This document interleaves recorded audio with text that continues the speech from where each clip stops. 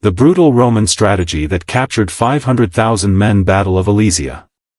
52 BC. The hills of Gaul.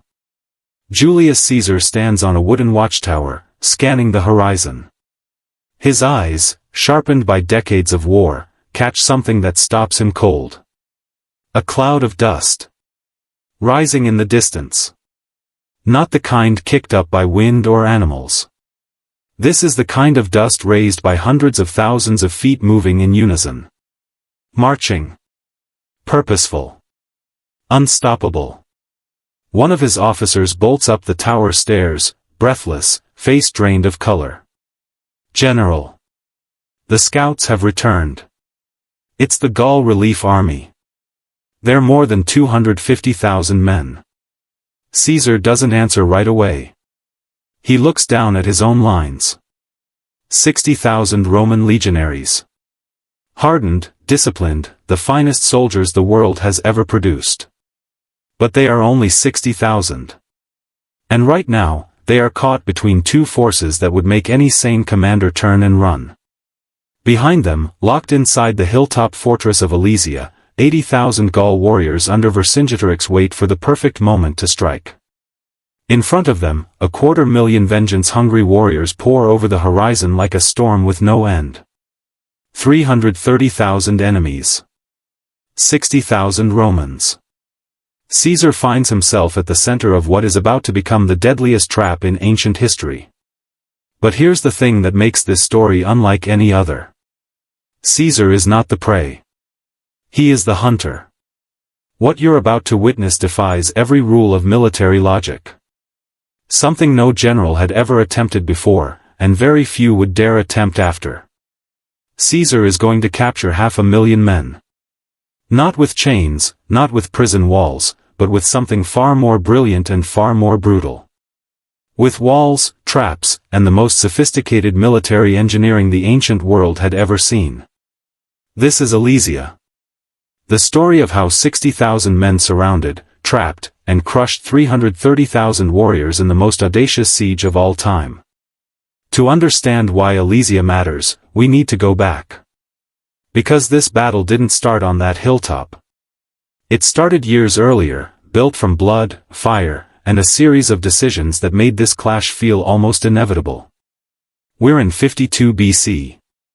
The Roman Republic is at its absolute peak, but it's also tearing at the seams internally. Rome controls much of the known world. But its push northward into Gaul has been messy, brutal, and far more costly than anyone in Rome had anticipated. And at the center of it all stands one man. Gaius Julius Caesar. Now, Caesar was not just a general. He was a politician, a strategist, an orator, and honestly, one of the most ambitious human beings who ever lived. In 58 BC, he took the governorship of Cisalpine Gaul. But a quiet provincial post was never what Caesar had in mind. He needed glory. He needed wealth. And above everything else, he needed political power back in Rome. Gaul was his opportunity. For 7 years, Caesar waged a relentless campaign of conquest across Gaul, subduing tribe after tribe, pushing deeper into territory that no Roman army had held before. By his own account, more than 1 million Gauls were killed during this period, and another 1 million were enslaved. The Roman legions cut through forests, crossed rivers, scaled mountains, and left Roman civilization in their wake, whether the locals wanted it or not. But the Gauls were not passive victims. They were fierce, proud, and deeply rooted in their land. And in 52 BC, they finally found the leader they had been waiting for. His name was Vercingetorix. Young, charismatic, and sharper than most gave him credit for. Son of an Arverni chieftain, Vercingetorix managed to pull off something that had seemed genuinely impossible. He united the traditionally fractured and rival Gaul tribes under a single banner. For the first time in living memory, the Gauls weren't fighting each other. They were fighting Rome. And Vercingetorix was smart about it. He knew he couldn't beat Roman legions in a straight-up pitched battle. The Romans were too organized, too disciplined, too mechanically brutal in open-field combat. So he chose a different approach entirely. Scorched earth. He ordered villages burned, crops destroyed, wells poisoned. Anything the Roman army could use had to be eliminated. Starve them out. Exhaust them. Bleed them slowly until they had no choice but to leave. It was working. In the spring of 52 BC, Vercingetorix did something that stunned the Roman world. He inflicted a genuine defeat on Caesar at Gergovia, forcing the legions back with heavy losses. It was Caesar's first real humiliation in Gaul, and the news spread fast. Tribes that had stayed neutral started reconsidering. Even Rome's longtime Gaul allies began to waver. Caesar was in real trouble.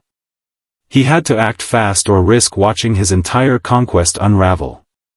So he pursued Vercingetorix north.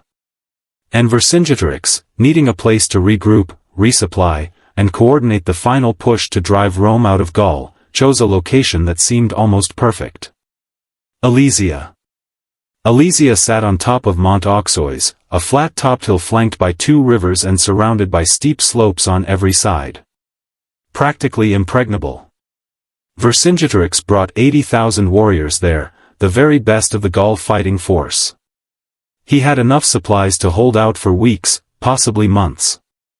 And he had already sent messengers to every tribe across Gaul calling for reinforcements. The response was overwhelming. Warriors poured in from every corner of the country. A relief army of 250,000 men assembled and began the march toward Alesia. The plan was elegant in its simplicity. Vercingetorix holds inside Alesia. The relief army crushes Caesar from outside. Rome gets caught in the middle and destroyed. It should have worked. When Caesar arrived at Alesia and looked up at that fortress, most commanders would have seen an insurmountable obstacle. Caesar saw something else entirely. He saw a trap he could use against the Gauls themselves. If he could seal Vercingetorix inside that hill, he could end the entire Gaul resistance in a single battle. No more years of scorched earth campaigns, no more chasing a coalition that kept slipping away. One decisive blow. So Caesar made the call that everyone around him thought was absolute madness. He ordered his men to build two complete rings of fortifications. One facing inward to keep Vercingetorix locked inside. One facing outward to hold off the relief army coming to free him. The Romans would simultaneously besiege an enemy fortress and defend against an army 4 times their size. 60,000 men. 2 walls. 39 kilometers of fortifications. 330,000 enemies closing in from both directions. Was it genius? Was it insanity? Honestly, it was both.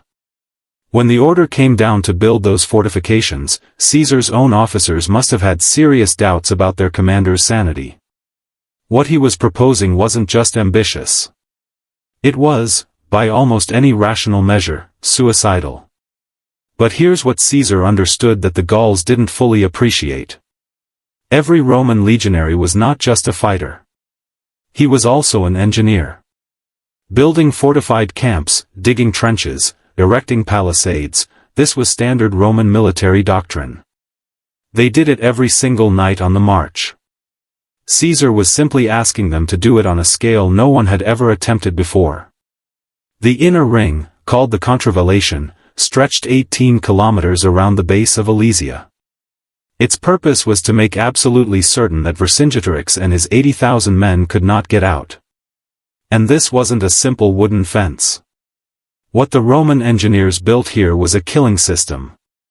First, a flooded ditch, 6 meters wide, 6 meters deep, fed by diverted river water. Any warrior who tried to cross it in full armor would sink.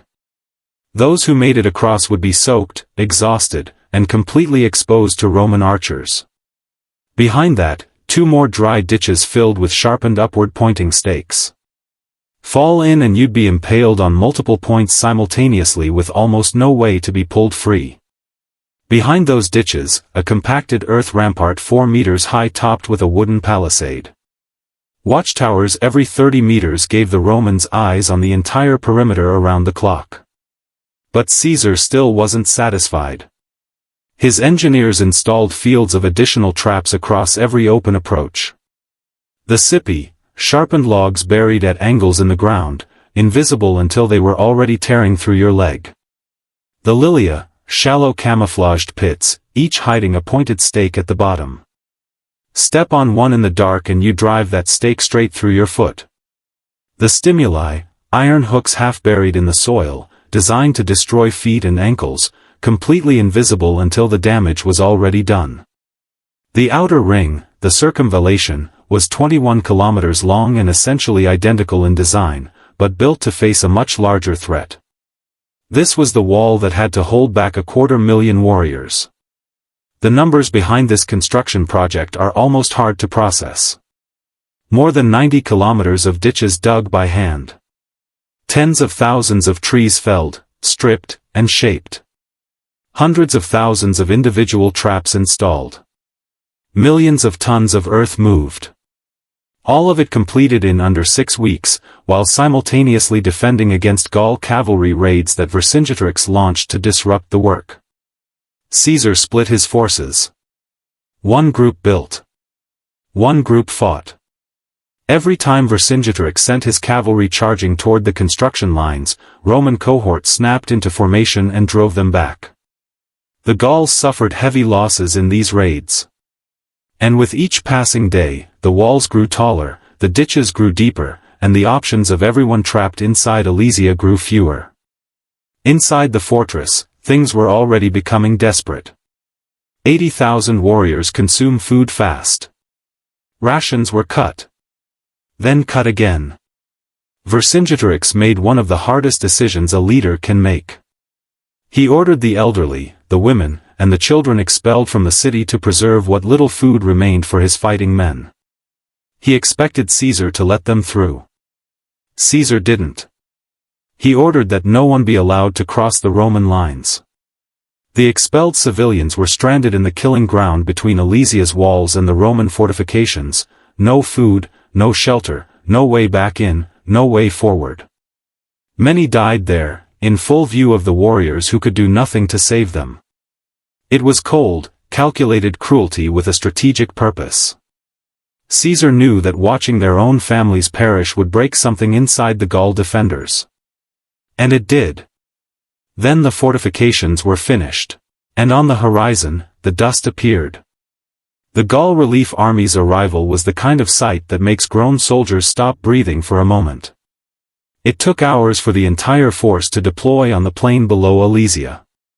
250,000 warriors, shields raised, tribal banners snapping in the wind, the deep resonant blast of war horns carrying across the valleys. The ground actually trembled. Not metaphorically. Literally trembled under the weight of that many feet. From inside Alesia, Vercingetorix and his starving warriors watched from the walls. After weeks of hunger, fear, and watching their own people die in no man's land, something they hadn't felt in a long time returned. Hope. From inside the Roman fortifications, the legionaries watched too. In silence. No songs, no battle speeches. Just men checking their equipment, tightening their straps, and waiting. Many wrote letters home that night, letters they knew would probably never arrive. Caesar walked the lines personally. Not on horseback. On foot. He moved from cohort to cohort, speaking to centurions, speaking to regular soldiers. He reminded them what they'd built with their own hands. He reminded them that every ditch they'd dug, every stake they'd driven, every trap they'd set was now their shield. And then he told them something simple, something that cut through everything else. There was no retreat. No surrender. No rescue coming. It was victory or death.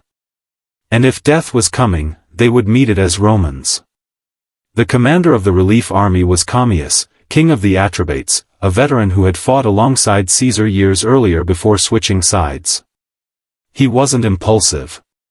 He rode the entire perimeter of the Roman fortifications before committing to any action, studying every meter of wall, every ditch, every approach.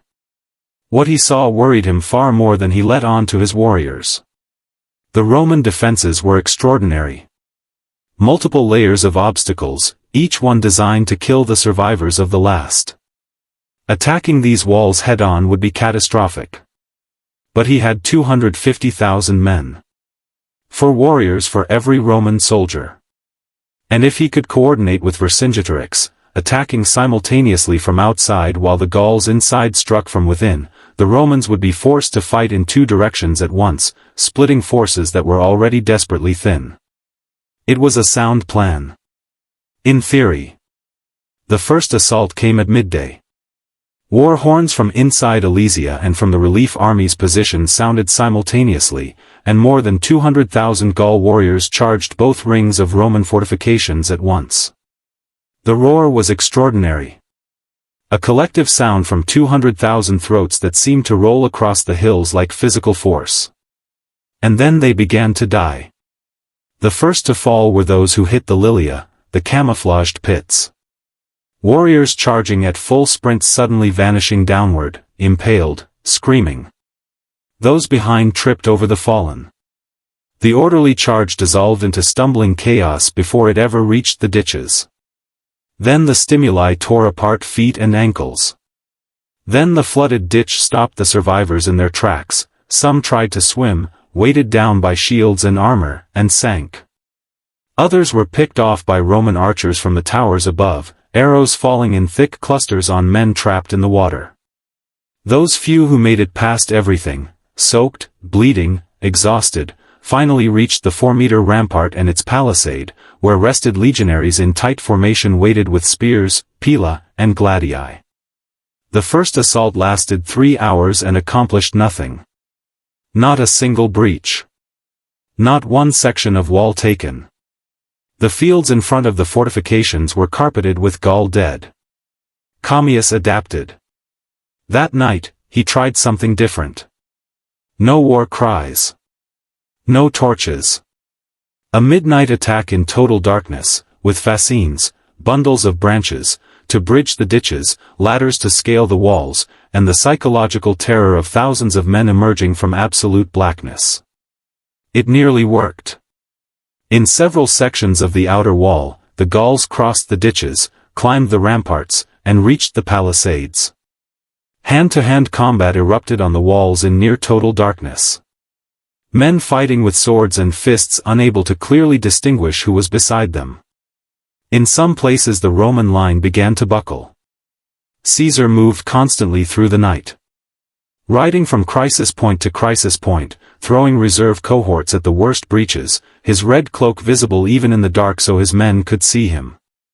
Slowly, desperately slowly, the Gaul attackers were pushed back. By dawn the assault had been repelled. But it had cost the Romans significantly. Experienced centurions were dead. Entire cohorts had taken brutal losses. The legionaries were running on no sleep, reduced rations, and pure willpower. And Commius had been watching all of it carefully. His scouts had identified something during those days of studying the fortifications. On the northern slope, near Mont Ray, the terrain was rocky and uneven. The ground had prevented deep digging. The ditches were shallower there. The ramparts lower. The palisades more spread out. It was the weak point. The one place where the system was genuinely vulnerable. Commius concentrated 60,000 of his best warriors, his absolute elite, and aimed them at that single section. If they could punch through there, they could roll up the Roman lines from the inside and the entire defensive system would collapse. Meanwhile, to prevent Caesar from redeploying, Vercingetorix would throw everything he had left against the inner wall on the opposite side. The hammer and the anvil.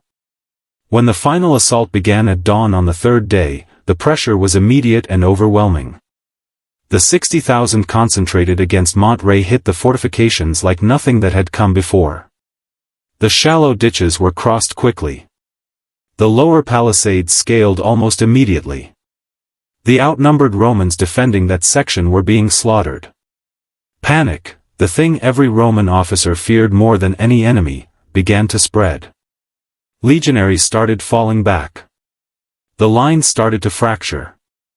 Inside Alesia at the same moment, the weakened but desperate Gaul warriors launched themselves against the inner wall with everything they had left. The Romans were being crushed from both sides simultaneously. If Monterrey fell, it was over. The Gauls would flood through the gap, surround the Roman cohort still on the walls, and the massacre would be total. Caesar saw it happening from his command position. He made a decision in seconds. He gathered his last reserve, 1,000 Germanic cavalrymen, massive men on heavy warhorses, recruited from allied tribes across the Rhine. He mounted his own horse. He removed his red general's cloak and raised it in the air, not to wave farewell, but to make himself visible to every man on that battlefield, Roman and Gaul alike. And he personally led the charge. He rode the inside track of the fortifications at full gallop, paths his engineers had deliberately left for exactly this kind of emergency, arrived behind the Gaul assault on Monterrey, and hit them from the rear without warning.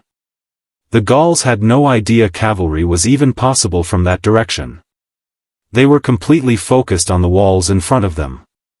The Germanic horsemen tore through their rear ranks like a blade through cloth. Lances through backs, swords falling on unprotected heads, warhorses crushing men who had nowhere to run. And the Roman cohorts on the walls, seeing their commander, their Caesar, charging personally into the battle below them, found something they had nearly lost. They counterattacked. Pushed from the front, crushed from behind, the 60,000 elite Gaul warriors collapsed. Not a fighting retreat, a complete, catastrophic rout. Discipline vanished instantly. Every man for himself. The Romans pursued without mercy. From the walls of Alesia, Vercingetorix watched the relief army break apart and flee. He watched 250,000 men, the largest force Gaul had ever assembled, dissolve in minutes into a running mob. He watched the dream die.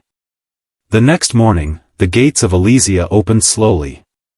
A single rider emerged. Vercingetorix had dressed in his finest ceremonial armor, polished until it caught the light. He rode his best horse with the measured dignity of a man who had decided exactly how this moment would look. He carried his decorated shield and wore his long sword at his hip. He rode to Caesar's camp, where Caesar sat on a raised platform surrounded by his officers. 80,000 Gaul survivors watched from the walls. 60,000 Roman legionaries watched from the fortifications. The silence was absolute, the loudest silence any of them would ever hear. Vercingetorix dismounted. Without a word, he placed his sword, his shield, and his helmet at Caesar's feet. Then he knelt. The greatest leader Gaul had ever known surrendered to Rome. The war was over. So how did it actually happen? How do you go from impossible to victory? Because it wasn't luck. Every element of Caesar's success at Alesia came down to specific, deliberate choices. The double fortification itself was revolutionary in a way that's easy to understate. No commander in history had attempted this before. Building walls in both directions simultaneously, voluntarily trapping yourself between two enemy forces, it's the kind of idea that gets officers laughed out of a planning tent. But it worked precisely because it forced the battle onto Caesar's terms. He chose the ground. He chose the conditions. He dictated how the fight would happen. The engineering was the foundation of everything. Those layered defenses were not designed to simply slow attackers down. They were designed as a sequential killing system. Each layer was positioned to exhaust and wound the survivors of the previous layer, so that by the time any Gaul warrior reached the final palisade, they were already bleeding, already tired, already psychologically broken. The Romans defending those walls faced a stream of already damaged opponents rather than fresh, charging warriors at full strength. But none of it works without the discipline. Roman legionaries were not superhuman.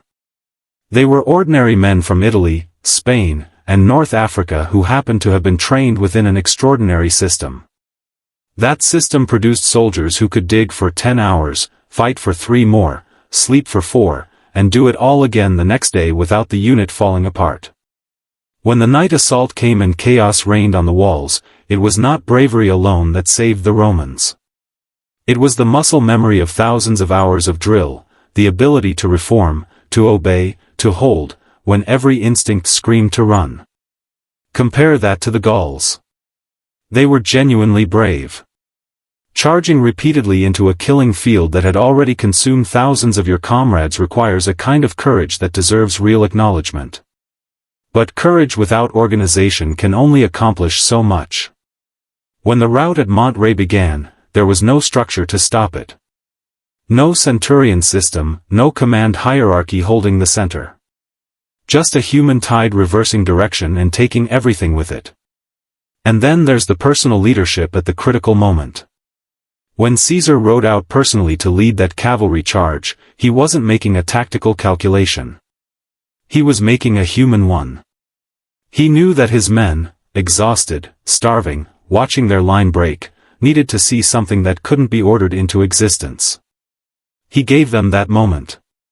And it worked. The human cost at Alesia is something worth sitting with for a moment, because the numbers are genuinely staggering. Of the 80,000 warriors inside Alesia, roughly 40,000 survived to surrender. The others died during the siege, in assaults on the Roman walls, from starvation, from disease. Of the 250,000-man relief army, historians estimate more than 100,000 were killed across those 3 days of fighting. Another large number were wounded. Only around 120,000 escaped in any reasonable condition. Total Gaul dead at Alesia, somewhere above 140,000 people. The field surrounding the fortress had to be cleared by mass burning of bodies to prevent epidemic. The rivers ran red for days.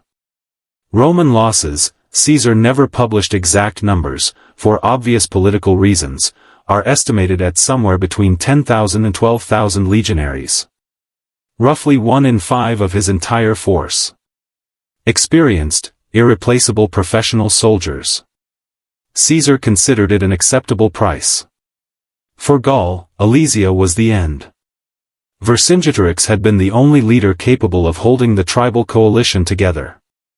With him gone, the resistance fractured and collapsed within a year. Tribe after tribe surrendered. Gaul became a Roman province, and the transformation that followed was total. The Gaulish language faded and was replaced by the vulgar Latin that would eventually become French. Gaul religion was absorbed into Roman religion. Gaul cities were rebuilt along Roman lines. The culture that had flourished there for centuries was, within a few generations, effectively gone. For Caesar, Alesia was the making of a legend. His political position in Rome became unassailable. The soldiers who survived Alesia, who owed their lives directly to Caesar's strategy and his personal courage at the decisive moment, followed him with a loyalty that went far beyond professional obligation. That loyalty would matter enormously a few years later, when Caesar crossed the Rubicon and marched on Rome itself. Without Alesia, there is very possibly no dictator Caesar. Without Alesia, the entire final chapter of the Roman Republic looks different. Vercingetorix's story didn't end with that surrender. After he placed his weapons at Caesar's feet, he was chained and transported to Rome. But Caesar didn't execute him immediately. He had plans for him. For 6 years, Vercingetorix was held in the Tullianum, Rome's underground prison, notorious even by ancient standards for its brutality. 6 years in darkness and chains, waiting. In 46 BC, Caesar finally celebrated his triumph over Gaul. And Vercingetorix was dragged through the streets of Rome in chains, paraded before the crowd as a war trophy. The Roman people jeered at him. Through things. He was the spectacle, the human proof of Roman dominance. After the parade, as was Roman custom with captured enemy leaders, he was strangled. His body was disposed of without ceremony. The man who had come closer than anyone to driving Rome out of Gaul died in a prison cell, alone, years after the battle that had defined his life. But here's the strange and fascinating afterlife of his story. Vercingetorix was largely forgotten through the Middle Ages. It wasn't until the 19th century that he came back, and when he did, he came back as a national hero. In 1865, Napoleon III commissioned a massive statue of Vercingetorix to be erected at the actual site of Alesia. The statue showed him as noble, heroic, patriotic. The first Frenchman. The man who dared to resist empire. The irony is almost too much. A French emperor who genuinely admired Caesar commissioned a monument to the man Caesar destroyed, and reframed him as a symbol of national identity. During the Nazi occupation of World War II, the French resistance invoked Vercingetorix as inspiration. The man who lost his war, whose people were conquered and absorbed, became an eternal symbol of resistance to foreign power. That's a remarkable journey for a man who knelt in the dirt of Alesia 2,000 years ago. Alesia's military influence didn't stop in the ancient world. The principles Caesar demonstrated here appear again and again across centuries of military history. The idea of layered, engineering-focused defense. The strategic use of reserves rather than committing everything at once. The irreplaceable value of discipline as a force multiplier when outnumbered. The power of visible personal leadership at a moment of crisis. Generals from Napoleon to Eisenhower studied Alesia. It appears in virtually every serious military history curriculum. Not because the specific tactics translate directly to modern warfare, but because the underlying principles are essentially timeless. Preparation beats improvisation. Organization beats numbers. Discipline is worth more than courage alone. And when the critical moment arrives, sometimes a leader has to be willing to personally put themselves in the fight. Caesar didn't win at Alesia simply because he was smarter than Vercingetorix, though he almost certainly was. He won because he represented a system, Roman military organization, engineering doctrine, the centurion command structure, that could absorb enormous pressure and continue functioning. Vercingetorix represented a coalition, and coalitions are fragile. Once it broke at Monterrey, there was nothing to hold it together. The entire thing came apart in minutes. If you visit the site of Alesia today, you find green fields, gentle hills, and a large statue of Vercingetorix gazing toward the horizon. It is a genuinely peaceful place. Hard to picture as the scene of one of the bloodiest 3 days in ancient history. But that's true of many places where history turned. The violence passes. The landscape heals. And what remains are the echoes, the decisions made under impossible pressure, the courage of men on both sides who faced something terrible and didn't look away. 60,000 Romans who refused to run when surrounded by forces 5 times their size. 330,000 Gauls who charged again and again into a killing field in the name of their freedom. A Roman commander who bet his career, his life, and his legacy on the most audacious gamble in ancient military history. A Gaul leader who gave everything he had, lost everything he valued, and still faced the end with enough dignity to ride out alone and lay down his sword without being dragged.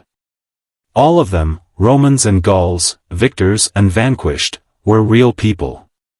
They had families waiting for them somewhere. Fears they didn't speak out loud. Things they hoped to see again if they survived. They all converged on a hilltop in Gaul in 52 BC and became part of one of the moments that genuinely changed the direction of history. That's the real lesson of Alesia. Not the engineering, not the tactics, not the casualty figures. It's that history is made by human beings under impossible pressure, making decisions that ripple forward for thousands of years. And that both the winners and the losers of those moments deserve to be remembered clearly, honestly, and with the full weight of what they actually went through. That's why this story is still worth telling 2,000 years later. Let me know in the comments, what do you think was Caesar's most decisive choice at Alesia? The double fortification? The personal cavalry charge at Monterrey? Or simply the decision to stay rather than retreat? I'd genuinely love to hear your take. And if this kind of deep military history is what you're here for, don't forget to subscribe and hit the bell. There's a lot more coming, Hannibal crossing the Alps, Alexander at the edge of the known world, and plenty of other moments where a handful of decisions changed everything. See you in the next one.